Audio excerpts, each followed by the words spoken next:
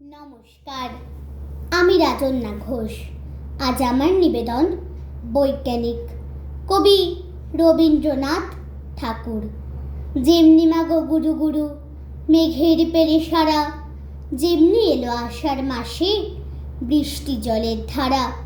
পুবে হাওয়া মাঠ পেরিয়ে যেমনি পড়লো আসি, বাঁশ বাগানে শোষো করে বাজিয়ে দিয়ে বাসি।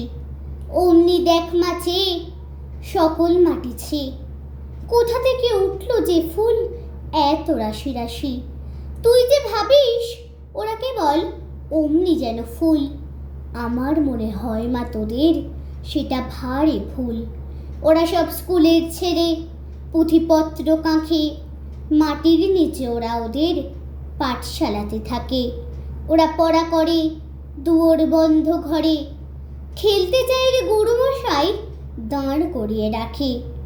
বৈশাখ জ্যৈষ্ঠী মাসকে ওরা দুপুর বেলা কয়, আষাঢ় হলে আঁধার করে বিকেল ওদের হয়।